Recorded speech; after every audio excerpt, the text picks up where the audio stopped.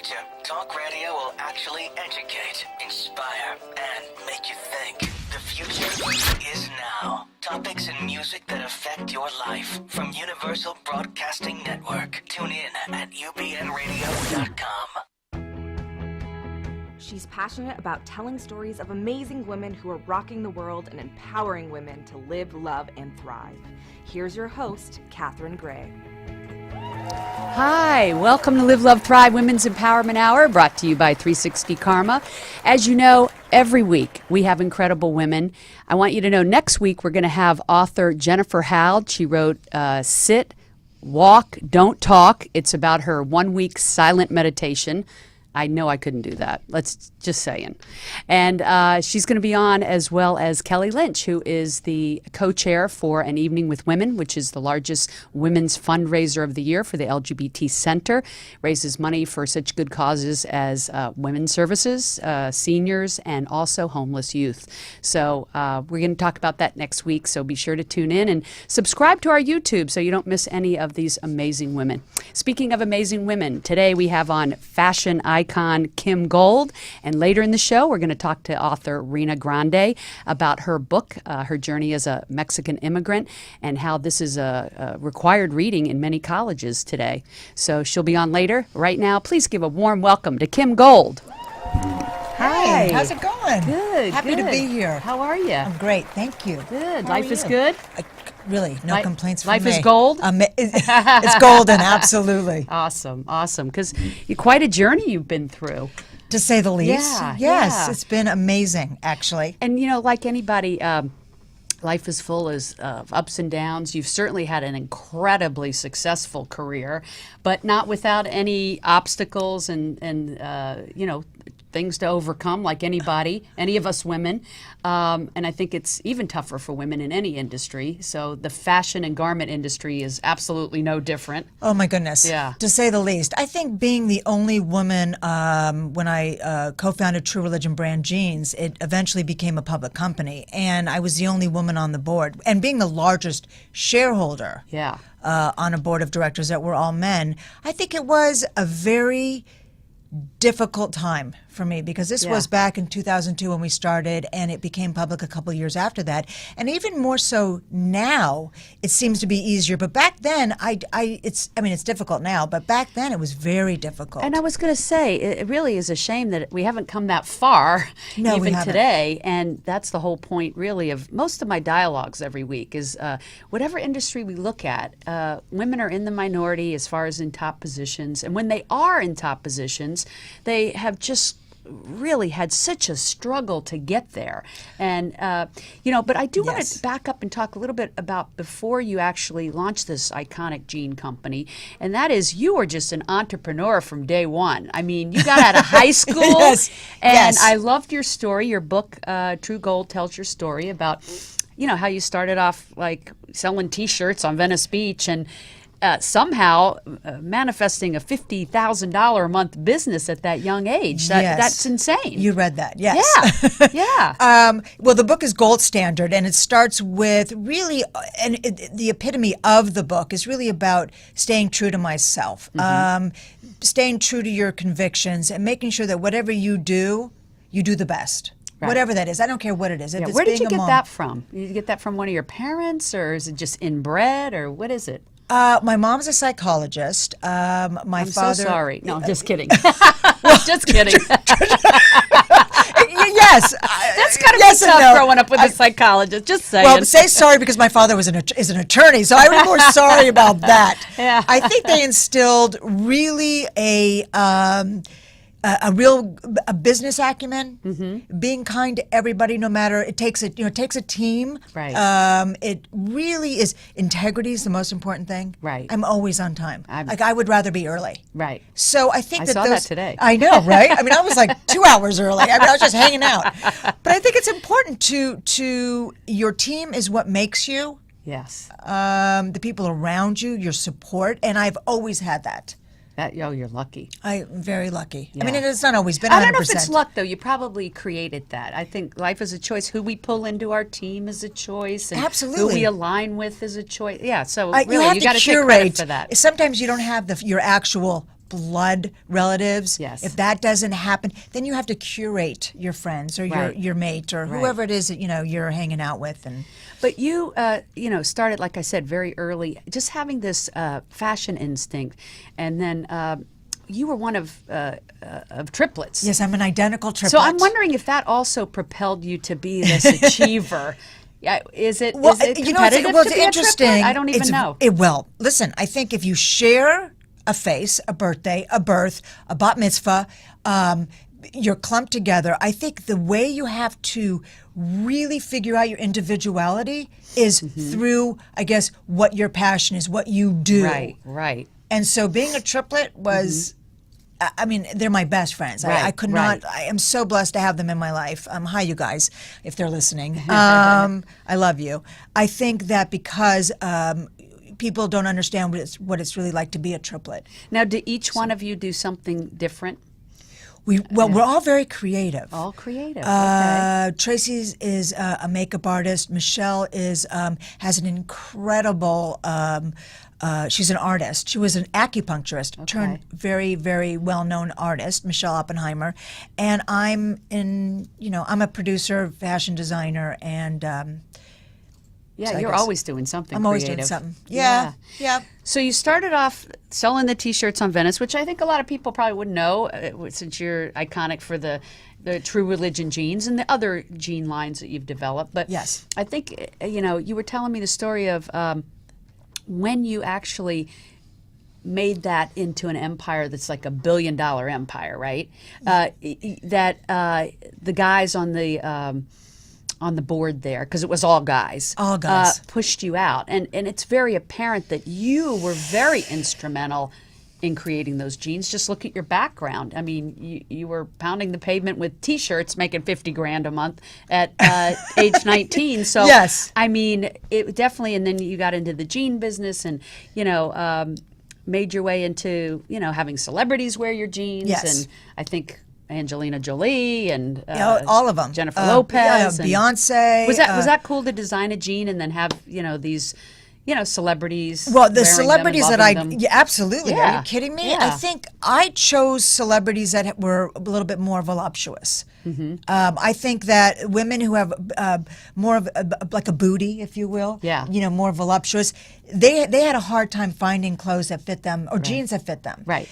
Skinny girls can wear anything, and they always look fabulous. But women who have bodies and tushes, it's a little more difficult. And I think that's why one of the reasons why True Religion did so well. I mean, they used to be lined up around the block. It was to get incredible. Them, right? It was incredible. Yeah, and they weren't cheap. They were like no, they weren't cheap. Expensive. They were quality.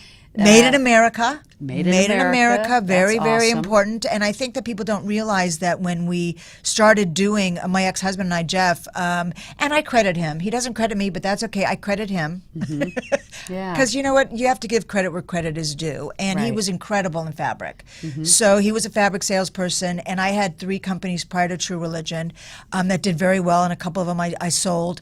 But I wanted to join forces. I don't always think it's the best thing to be in business with a husband or a wife or something. Yeah, I think that's a bad idea. But I mean, I know it does work sometimes, but it does. I think It's most not of conducive. the time it doesn't. Yeah. But he's great in fabrics, and so when we Right. made this jean, it was the most difficult jean. I designed from the inside out.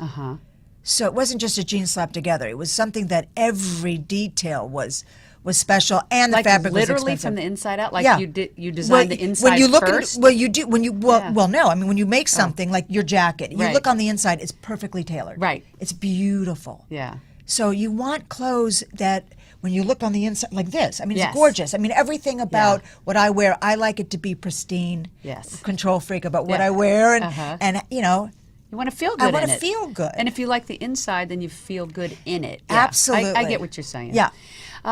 So I know a lot of people want to know about your marriage, obviously, to Mark Burnett. Oh, my goodness. I mean, Mark he's Burnett. obviously iconic in his own right with reality. I happen to love Shark Tank and The Voice. Shark Tank is incredible. Yeah. It's changed so many people's lives. I know. Yeah. It's a good thing. Yeah. Mark and I were married. We won't talk about The Apprentice, please.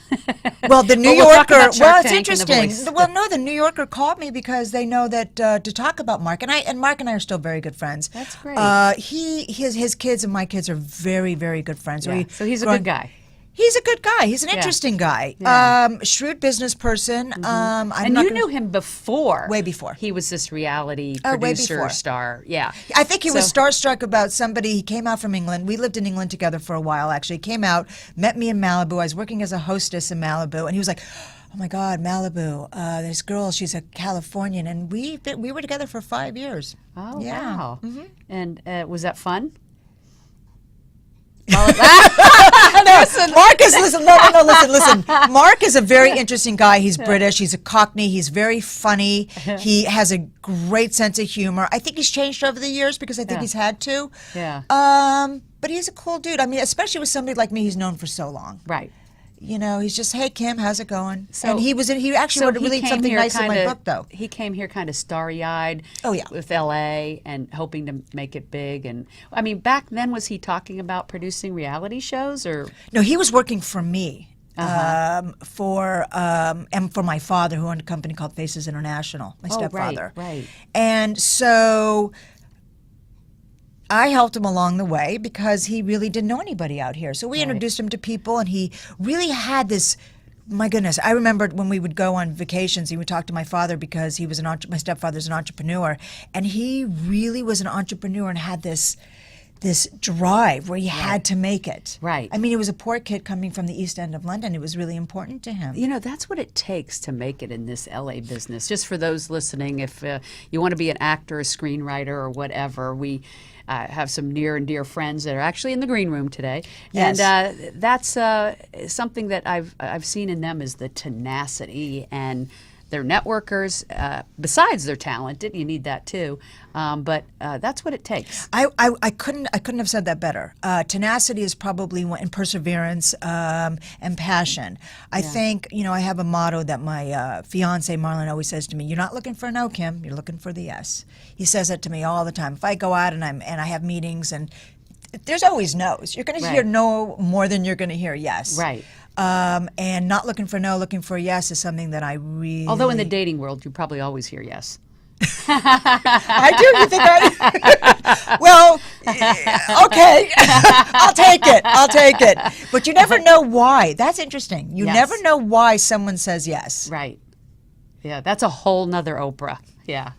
But let's look at your background, because every successful woman seems to often have been with men that are like cheating on them, or, you know, whatever. And I knew you had that in your family with your dad and then with your husbands. And what do you think is it, just because I think it's good advice to other women, you're a successful woman, what could you do differently, or what have you learned from that experience that you could pass on to other women so that they don't repeat that, which I take it, you know, was a heartache? Well, wow.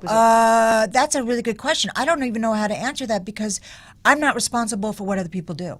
Right, but we are responsible for who we choose. And like for instance, right now you're engaged, right? I am engaged. Right, and is he a wonderful guy? Oh my God, he's just the best. So this is my question: at this time in your life, do you feel like you chose someone that's different than the people you chose in your past? Okay. That's a really that I can answer. I do think. Well, I was married to Jeff for 20 years. There was no infidelity there. It was just stuff happened in 20 years. Right. I married Mark very young, Right. And I think that happens. I think that the more we are secure as women, Yes. I think that's the key. And then you really, really focus on what you want and what you won't stand for. Right, I agree. Your boundaries. Boundaries Yes. are very important. And I said, listen, if this is another thing I always say: if you don't like the peach, walk on by the tree, because you know what? I can't help if that's what you're going to do. I can only be the best human being, and to the person I'm with, Right. whoever Do you that think is. it's hard for men to be with successful, strong women? Oh my goodness. That's what's so great about Marlon is I found that in the past, that has always been an issue. Right. And now you found someone who appreciates and celebrates that. In fact, he thinks it's incredible. I mean, he look who I'm with, you know? We need more men to have that outlook because, you know, there's a lot of successful women, and we need more women to be more like you, self-confident and strong. We need to, this is the whole purpose of my conference, Live, Love, Thrive, my show, is to encourage women to find their confidence and find their strength to bring their gifts to the table. So many want to be doing something amazing. They have gifts, but they're afraid to show them or do them, or they don't have the confidence to whatever, speak in public, write a book, whatever. And so what do you think it is that you're just so fearless? You know, what's your secret? It's so funny. Well, I want to go back to something about women being with, I want to say to women, let your man, you can be as strong as you want, but when you come home, let your man or your woman, whoever you're with, let them be chivalrous. Let them also take care of you, because we are. That's great advice. You have to change hats, and that is what I've learned. Yes. Most important lesson I've learned. I'm going to be 51 next month. I've been with Marlon 5 years. He wants, even though we're strong women, and we're successful. But let your mate take care of you. You know what? That is great advice. Yes. You know Change what? your I've hat. not been good about that, and I have upped that game recently in my older age, not midlife, and it's great advice because that does feel good. It's a give and take, and that's the way it should be. It is. It shouldn't be in any relationship. And look at the 1950s, 60s.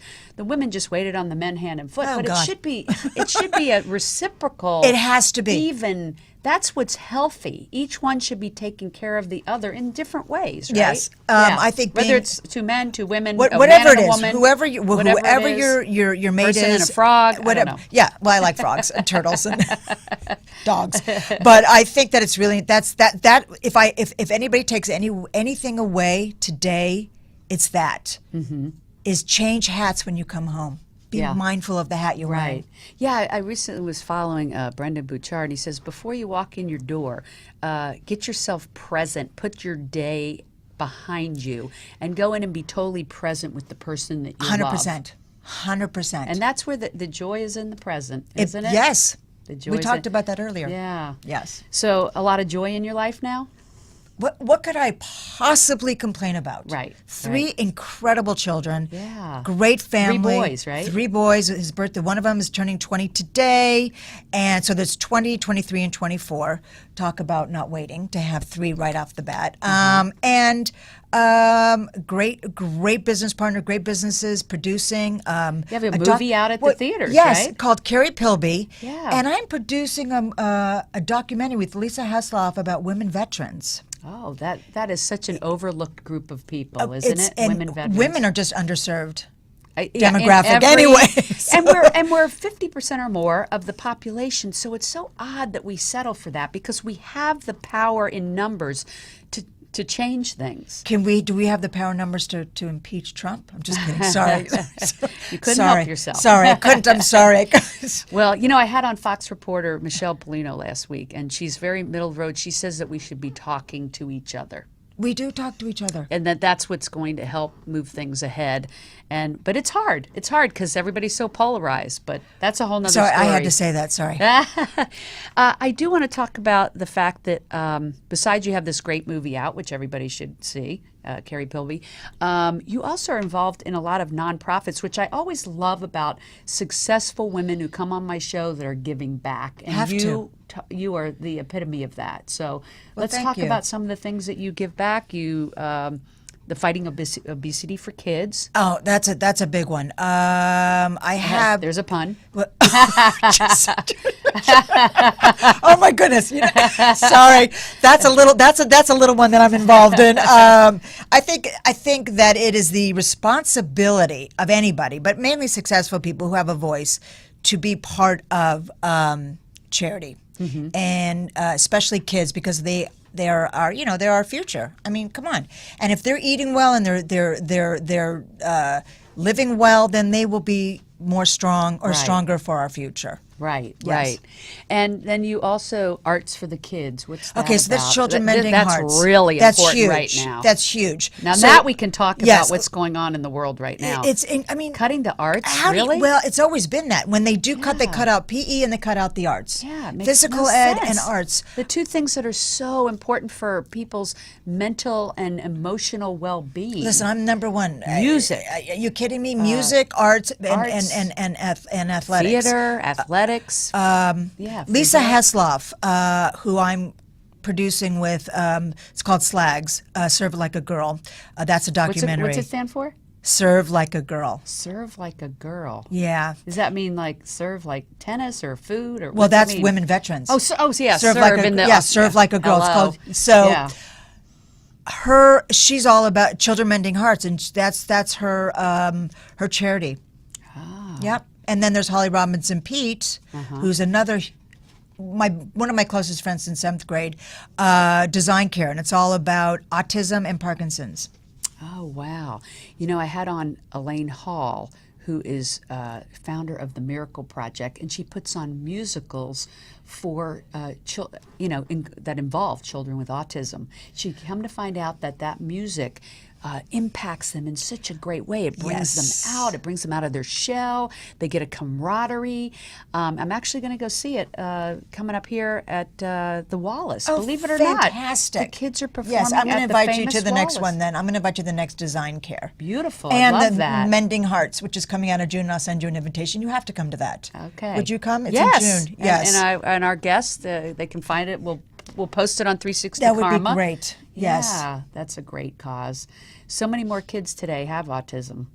We don't know what They that's do. It just about. depends on the spectrum. But I have to tell Right. you, and I just want to leave this note with mothers like Holly Robinson Pete, Mm-hmm. working with her one of her kids, RJ, and opening up schools for RJ with Mm-hmm. autism and writing books. I'm telling you, this kid has flourished, and she's incredible. Yeah, those So, kids are geniuses in their own way. they really are. Yeah, they're Yeah. very special. Yeah, that's wonderful that You're special too. Oh, thank I you. really Back like at you. you. You're really Thank great. you. Yes, I've had a really good time. Well, me too. And as far as us wrapping up about women's empowerment, what would be your advice to someone wanting to start out, especially in the fashion industry, since that's really your area Don't of do it. expertise? No, I'm just kidding. Sorry, not jaded at all. I'm really not. No, I think most importantly is stay true to your convictions. Don't take no for an answer. Always look for a yes, and and don't be apologetic. There's nothing to be apologetic. Right. If you're really, really good and you're talented and you have a business acumen, you've got integrity, stay true to that. And listen, hard work never goes unnoticed. Right, right. Thank you. That's great Yes. advice. That's Thank great advice. you. And you walk the walk and talk the talk. I and hope I love so. that. Thank you. All right. Well, thanks Okay. for being a guest. Thank you. And make it a great week. And we're going to be right back with Reyna Grande. Okay. The Live, Love, Thrive radio show is produced by 360karma.com. Are you a 360 Karma woman? If so, spread the word. Be sure to follow us on social media at 360 Karma Women on Facebook, Twitter, and Instagram. Please like us and share us with family and friends. This is the year of the woman, and we are stronger together. The Live, Love, Thrive program is brought to you in part by Honda of downtown Los Angeles, supporting the equality and empowerment of women.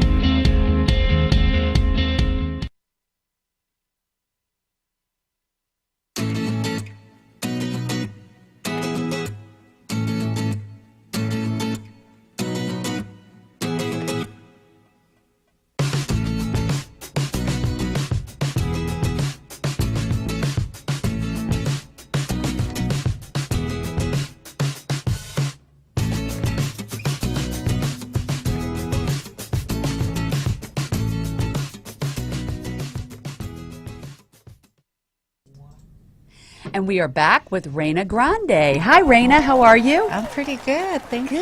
Good. to I be knew you here. flew in to be on the show. Thank Yes. you. Yeah. Flew in from? I live near Sacramento in Okay. Woodland, California. Oh, I used to live there in my 20s. Yeah, wow. yeah. That's wonderful. 10 years ago. Just kidding. wow, you have had such an amazing journey, and I'm so happy to have you on today because it's such an important topic now more than ever with what's going on with our government and whatnot.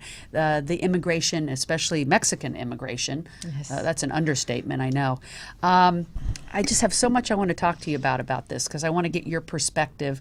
But first, I want to give people a background so they understand how you got here, what your story is, because your book, The Distance Between Us, is actually now a required reading for some freshmen in certain colleges, and you Yes. travel around the country. Yes, I and do, yes. I mean, that must just make you so proud that, I mean, not only did you do a book, but for it to be a reading in the colleges is really such an achievement, you know, especially coming from your background of growing up in Mexico. Yeah, I think what happens to me, like every time I visit a college, it feels like such a surreal experience because as an immigrant, we're often told to be quiet and to not have a voice and to not speak up. And yet now I keep getting a microphone in my face and people saying, here, tell us your story. Yes. And it's so empowering and wonderful to be able to speak up, not just for myself, but for all immigrants. Yeah, it must be so rewarding that you're helping so many people and you're encouraging them. Your story is inspiring. And so you grew up in Mexico. We have some photos to show of the house that you grew up in and your family there in Mexico. And it was some tough times. It was definitely not easy. Yeah, it was very tough. I think especially, I grew up in the second poorest state in Mexico where 70% of the population there lives in poverty in Guerrero. And my father couldn't find any work and there were just no opportunities and that's still the case. You know, there's still the same poverty. Nothing has really changed. Right. And Mexico, sometimes it gets better, sometimes it gets worse, but nothing ever changes in my hometown for the better. In fact, it gets worse. Gets worse. And this is one of the things I always look at, that some people are born in America. Warren Buffett said that's like winning the lottery. Yes. Some people are born in other places. They had no say-so in it. They were just born into that situation. And that was your situation. Now, your mom and dad left to come make a better life here, and then we're going to come back for you. And in that interim, you share in the book, and I'll just share a little bit of it because I want them to also pick up your book, The Distance Between Us. But a little bit about it was that, you're with this grandmother that wasn't very kind. I always have a hard time understanding how a grandmother couldn't be good to her grandchildren. You're wondering what clicks in that person's head. These are children, innocent children. I know she made you guys do a lot of chores and wouldn't let you play with the other children, and just you had to stay inside, and it just wasn't fun and it wasn't pretty. But luckily, and I was going to say luckily, you did eventually come to the United States. Yes. But tell me what it was like growing up there, because it must be, even though it's great that I can see you're very much a person that lives in the present and all the glory of having a new family here and whatnot, but when you go back, when you travel back, tell people that weren't born into that, what was that like being in that situation with your parents gone? I felt your angst in the book. It was hard to read. Well, it was a very difficult time for me and my siblings because not only was our father gone, he left when I was 2 years old, but then when my mother left when I was 4, that was really devastating for me, especially being the youngest and suddenly losing my mother as well. And the U.S. was this place that it was a scary place because it took away parents. Right. And I didn't know if they were ever going to come back. I didn't know if I would ever see my parents again. And I was really afraid, not only of being forgotten and abandoned by them, but also replaced by new children born in America. And even back then, I already felt inferior, to these kids that were going to be born here. And I take it there are some kids there that the parents don't come back for. Yes. It does happen, they are. Right? Yeah. And I think, it happens a lot. Do you think it's because they don't know how to get them out of there? I think sometimes, especially this past years, it's been really hard for parents to go back for their children or to bring them over here because it has gotten really dangerous and expensive for the border crossing. And that's why parents are not able to go back for their children or even able to pay a smuggler to bring them over here. Right. And that is how you got into the United States. You were smuggled in. Yes. So eventually you wanted to be reunited with your dad, and you got smuggled in. He sent somebody for you. He paid a smuggler. He came back to Mexico, and then he hired a smuggler, and he made the border crossing with us, which I'm really lucky. I feel really grateful that he made the crossing with us because a lot of children have had to do it alone with a complete stranger. Right, and some make it and some don't. Yeah, exactly. Right. Now, we wish it was a happy ending here, but you got to the United States, and then your dad was kind of an abusive guy, alcoholic, and he was. So you didn't have it easy once you got here, but you were happy to be here. That was heartbreaking because while he was gone during those 8 years, I kind of fantasized about him, and I think I created this father in my head. This fantastical, good guy. Yes, and then when I came here, I realized, wait, that's not the dad that I had imagined. Wow. And he was deeply flawed. He was an alcoholic, very abusive, but also he was a big dreamer. And that's something that I kind of appreciate now, that when we got here, he would tell us that he brought us here so that we could study and go to college and have a career and be homeowners. And he wanted the American dream for us, like the 2.0 version, know? Right. And he had these big dreams, and he taught me to be a dreamer, and I really appreciate that about him. Right. Now, were you nervous to tell him that you wanted to go to school? No, because when we got here, he said that beautiful. He brought us here to go to school, and if we didn't do well in school, he was going to deport us back to Mexico. Oh, wow. There's an incentive. Yes. So it's good that you can focus on the good of him. Yes. So the good was that he inspired you to dream big and go to college. Yes. Yeah. Well, it worked. It worked. I mean, here you are, a famous author now, and making such a difference in the colleges. And you have your own family now, which is awesome. Tell me a little bit about meeting your husband, because I know you told me you kind of dated these abusive guys, and then finally you made a different choice, which is what I was just talking to Kim about. I was saying it is a choice who we put in our life. Right. And we can keep making the wrong choice, or we can wake up and realize that we do have a say-so in it, and we can make a different choice. And that's what you did. And I think that also is another wonderful message to women, to pick the right partner. Yeah, I think that's really important. And I think for me, one of the ways that my father kind of messed me up was that because he was so abusive and emotionally detached too, I never felt loved, and he never said, I love you. He never said, I'm proud of you. And so I think a lot of people have dads like that. Yeah. And I think for girls, it's really hard to So not then it's have hard to that pick support. a partner that does say those things and right. allow it in yourself, right? Because my father gave me this distorted view of love that I had to earn it. Right. So that's what I felt. I have to earn someone's love in order for me to value it. So I was always dating the, emotionally detached guys. Right. Trying to earn their love. And then one point I realized this is really self-destructive. I can't do that anymore. So then I found a really, really good man. It sounds like very it. supportive. And you were writing. He was an actor, so he kind of, you told me, was like a good artist The support. creativity, like he got you. That's he the other got thing. me, yeah. That's the other thing I think is so important in a partner. They have to get you. Yes. There are people that are with people and they don't get each other, and that's never going to work. But that's really great that you found that. I'm so happy for you. Thank you. Happy ending. It's nice. And you have 2 great kids. Yes. Yeah. Tell me about them. Well, my kids are, my son is 15 and my daughter's 9. Wow. Which I'm really amazed about because I was 9 when I crossed the border. And then I look at my daughter who's 9. Yeah. And my 8, the age I was when I crossed the border. And I feel like, man, this little girl, I don't think she could make it across the border because she's lived her whole life in comfort and Right. feeling protected and Right. safe, and all her needs have been met. And and that's something that I do worry about my children sometimes, that,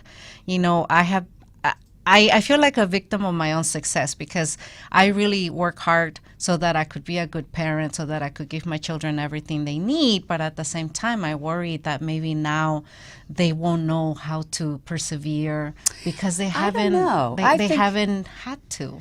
Yes, I hear what you're saying, but on the other hand, I think that you have shifted a generation. So people can either perpetuate what's going on in their families, abuse and things like that, or they can stop it and say, going forward, our family's not going to be that way. And I think that's what you've done. I think you've broken the chain, and you're showing these kids love and integrity, and there could be no downside to that. I hope not. Yeah. I really do. I would like for them to also have big dreams, and I would like for them to have that stamina and that inner strength that you need to succeed. Here's the good news. No human being goes without obstacles in their life. So those kids will have their obstacles. There's no doubt. Nobody can escape it. Varying degrees of it we all have, but we all have those challenges. That's the one thing I think we all have in common, and it's how we handle those challenges that differ between us. Yeah. So you are definitely an inspiration. I know there's, thank you. a lot of women out there in, domestic situations, or people, at least we're on the internet so people can hear us in Mexico and say, you know what, she did this, I can too. You give them that hope, You came here and you took your gift of writing and you put it to good use, and that's a beautiful thing. Yeah. And I think that's why I really enjoy going to schools. Yesterday I was at an elementary school speaking to 5th graders. And tonight I'm speaking at East LA College, speaking to college students. And I just love meeting young people. And I think it's because I feel like, it makes the dream real. And I remember when I met my first writer, I was an aspiring writer, dreaming of being a writer. And I met Jean Wakatsuki Houston when I was 22. And when I saw her, I was like, my dream is real. There she is. Oh, wow. She's living my dream, and I could do it too. And then also it helped that she's 5 feet tall, like I'm 5 feet tall. And I was like, wow, if that little woman can do it, I can do it too. And it was such an empowering thing to meet a real flesh, author in the flesh. And I kind of want to give that to students. I want to inspire them to keep pursuing their dreams. And I want to tell them, that no matter what life throws our way, we can overcome. We can be triumphant. Yeah. Look, what came your way was huge. First of all, are either of your daughters writers? Well, my daughter, my 9-year-old, is a writer. She told me she wants to be a writer. Oh, that's great. I was wondering if one, followed in your footsteps. She already threatened she's gonna write a memoir about being my daughter. So we're like, I better be careful. What comes around right? goes around. She's keeping you on your toes. Yes. She's a smart one. She's really smart. So it's like, all right, I better be careful about That's what cute. kind of mom I am. She's gonna write a book about me. And the other one? My son, he's he's into sports. He is a wonderful runner. Right now he's in track, great. and he made anchor in the relay team. So that's what he loves. That's great. his passion, sports. Everybody has a gift. Yes. Yeah. Yes. So, what are these kids asking you with what's going on right now? They're talking about building the wall, and they're talking about throwing people out of the country, and it's a very trying time. So when you go visit them, since your story is all about Mexico and immigration, what are their questions to you? Yeah, I think one of the questions that's really on their minds right now is what's going to happen to immigrant families, and especially also the undocumented students. It's a big worry for them. And do they attend your lectures? Yeah. I get to talk a lot to undocumented students, and I think that's something that I feel like very angry about. About the way that this country has been handling immigration, just keeping people living in limbo, never Right. knowing what's going to happen. And I know Obama had this, DACA, but that was just such a temporary thing, and you cannot build the future on something that only lasts a few years. Okay, so let's say Trump hired you and said, okay, Reyna, you are in charge of immigration. What would your advice be to him? I would tell him that if he really wants to decrease illegal immigration, he has to increase legal immigration.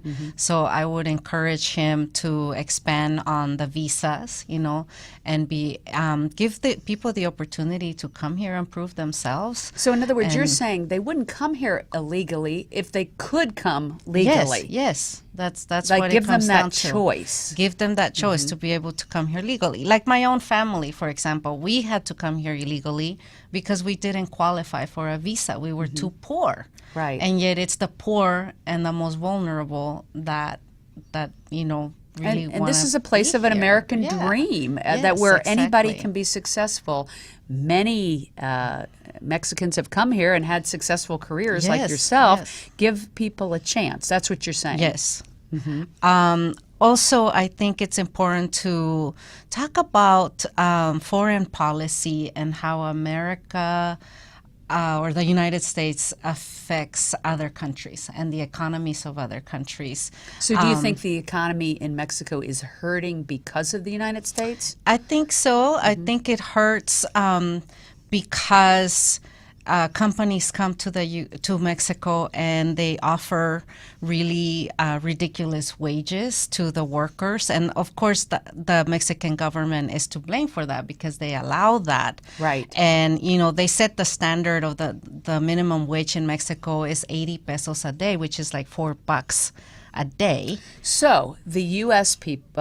companies that go to Mexico could choose integrity and pay those people A living wage. a living wage, Yes. like they have to here. Like Yes. here, you're required to. So a lot of integrity is at stake here. Yeah. Both for Americans and for Mexican government.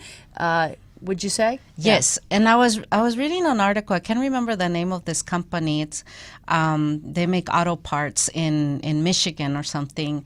That they were going to close the factory there because they pay $17 an hour to the workers, and they were going to take it to Mexico so they could pay $1.70 an hour to Mexicans.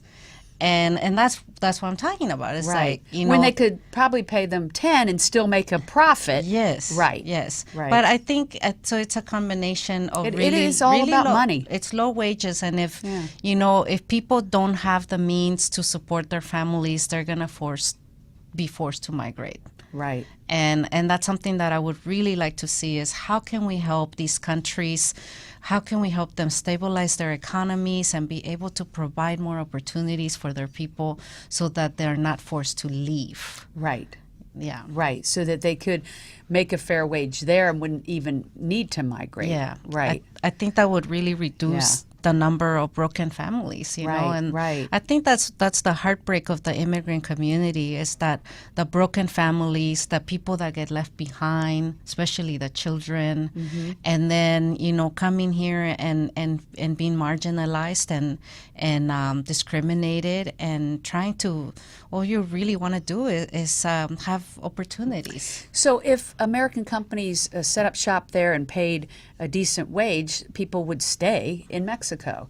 But they come to America to make a higher wage because they're paying $17 an hour instead of $1.75 an hour. Yes. This makes perfect sense. What a great conversation and a good education for people.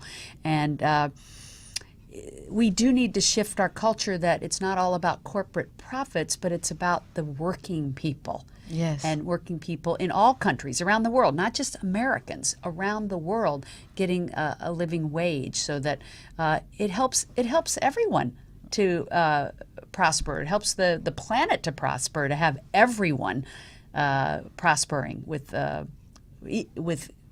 equal, not equal pay, but decent pay. Yes. Yeah. Yeah. Decent Yeah, pay, a decent pay. livelihood. Yeah. What about this wall? Yeah. Are people asking you about it? The wall. Yeah. I know it seems like a joke, right? Yeah, I think for me, it makes me really sad to see how the world has been moving towards building walls. You know, in the 80s, there were 15 walls. Now we have over 63 walls around the world. Really? And it's just, to me, that's just moving the wrong way. Right. You know, and they had the one wall come down, but right, one up, 60. One wall. Yeah, one down exactly. and 60 and up. we built, we it's like people, a lot of walls up. Right. Yeah. And even, just thinking about what it means, we could build the wall, but then that's not really going to change things, right? We're Right. just What's going to change things is these economic things that we're talking about. really, really address the push and the pull factors that are driving immigration, and the wall's not going to do anything. And neither is, increasing detention centers like Trump wants to do. That's just not going to solve the problem. We really need to look at these, factors that are creating. We need the to look at immigration humanity and say, how do we bolster humanity? Not how do we lock them up and keep them out and push them down. Right, Right? exactly. Yeah, how do we bolster humanity around the world? How do we make it better for everyone? Yeah. What about for women in Mexico? Being a woman from Mexico, how do you feel you're accepted in the United States? Do you feel like you have a struggle? Do you feel the prejudice of that? Well, I think I have two battles to fight, because as a woman, I'm fighting, gender inequality. But as a woman of color, as a Mexican immigrant, I'm fighting against also racial inequality. Right. So that has been my struggle here in the U.S. But you haven't let that hold you back. No, not at all. But I come from a country where women are treated even worse. Right. So I have been able to focus on the positive, Right. which is here in the U.S., there are more opportunities for women than they are in my native country. I also grew up, one of the things about my father was that he never treated me as less for being female, the way I feel a lot of Mexican girls are treated by, their patriarchal society, but their fathers and brothers. My father never treated me as less. Right. And so that gave me a sense of feeling that I could do the same or more as any man. That's great. And that's a perfect example of what we need to be doing in this country as young women growing up. Men and women need to impart in their girls self-confidence and strength that they can do anything that a man could do, that the world is their oyster. Yes. And that's great that you got that message. And I'm sure you're passing that along to your daughter. Yes, I am. Yeah. But I think I got that message because my father, I think he was influenced. And we need men living, feminists. By living here in the U.S. and he saw it women impacted him. working hard. That's Whereas great. I feel like if I had remained in Mexico, surrounded by that, just looking at my female cousins in Mexico, I feel like I got lucky. Yeah, you did. Yeah. But you went through a journey to get there, and you are such an inspiration. And just keep writing. I'm looking forward to your future books. And I just finished the sequel to The Distance Between Us. That's coming out next year. Oh, exciting! What's the name of it? Part right 2? Now, The Home I Carry is my working title. Love it. And I took it from a quote by Gloria Anzaldúa that says, I am a turtle wherever I go, I carry home on my back. And I feel like home is such an important place for immigrants because you have to learn how to carry home on your back. And I always say, wherever you go, there you are. Well, that's a better way. Maybe that should be my title then. I loved having you on. Thank you for sharing your story. It definitely makes a difference in other girls' lives coming up. So thank you. Thank you. Okay, well, we will be back next week. Until then, just make it an unbelievably great, empowered week. Hugs and happiness.